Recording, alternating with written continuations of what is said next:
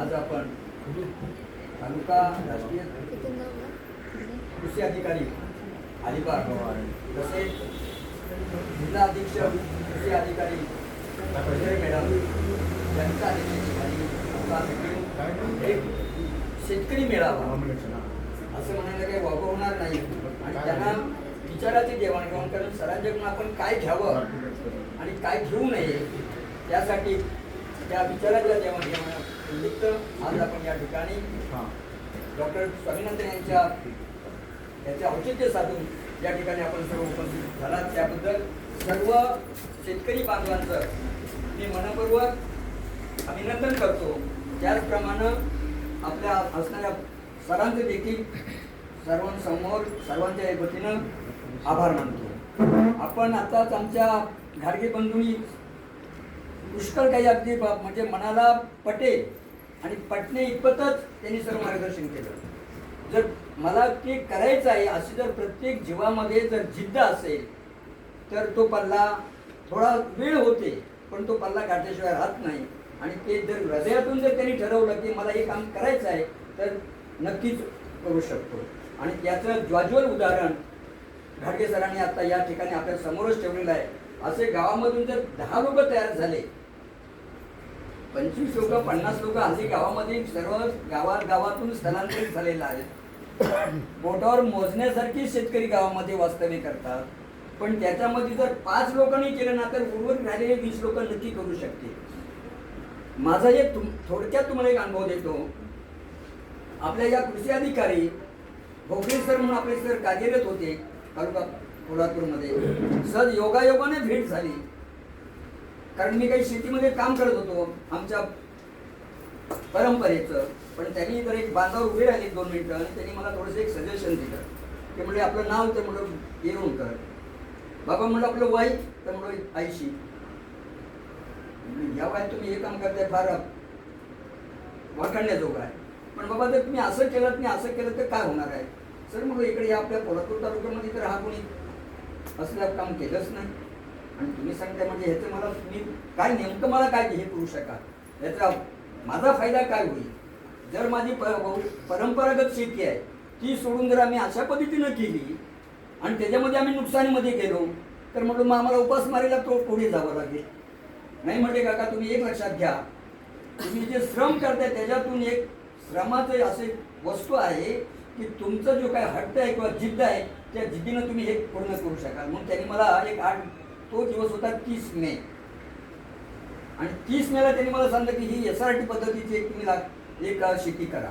SRT पद्धतीचं शेती अवलोकन करा शेती करा. पण त्याला काय म्हणले की एक 20 बाय 20 सेंटीमीटर लांबी आणि जी खाचराची लांबी असेल ती पण रुंदी मात्र 20 सेंटीमीटर पाहिजे असं ते म्हणजे गादी वाफे बनवा. आणि त्या किमान एक 25 गुंठाच्या एका चोंड्यामध्ये आम्ही त्याला चोंडा म्हणतो त्या चोंड्यामध्ये मी गादी वाफे 8 दिवसामध्ये तयार केले.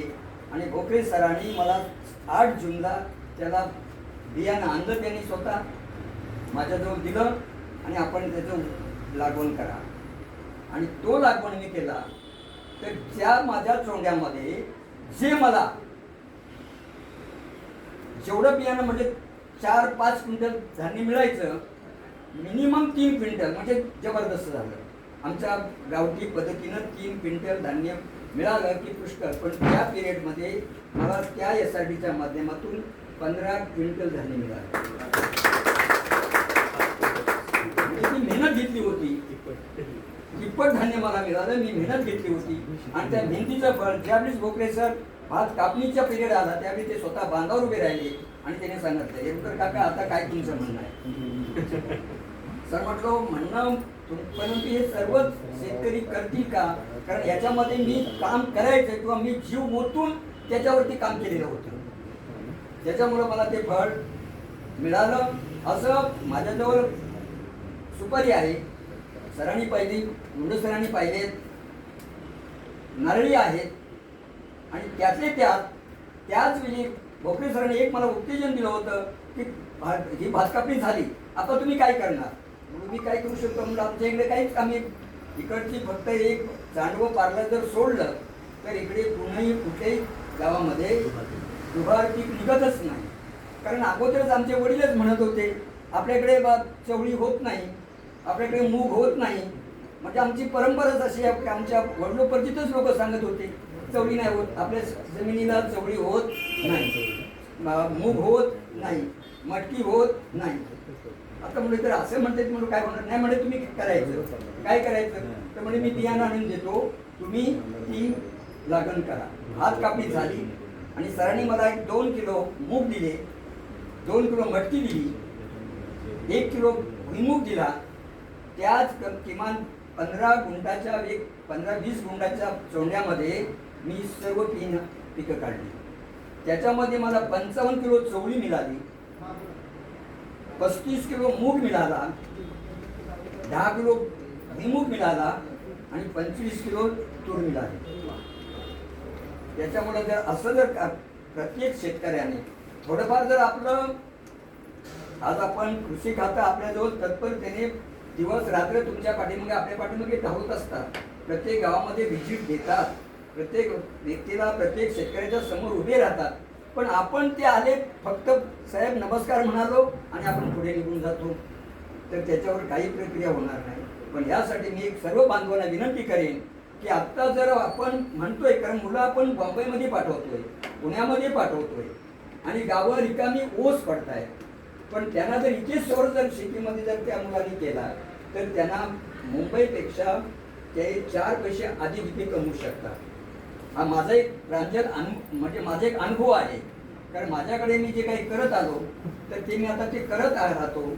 तर त्याच्यामध्ये माझं घर म्हणजे मुलांच्याकडून अपेक्षा करण्याची माझी इतकीच इच्छा नाही, किंवा मुलांना जर आपण जर थोडंफार सहकार्य करू शकतो, म्हणजे ह्या वयामध्ये आपण जर मुलांना सहकार्य केलं तर आता ह्याच्यापेक्षा आपण काय करू शकतो.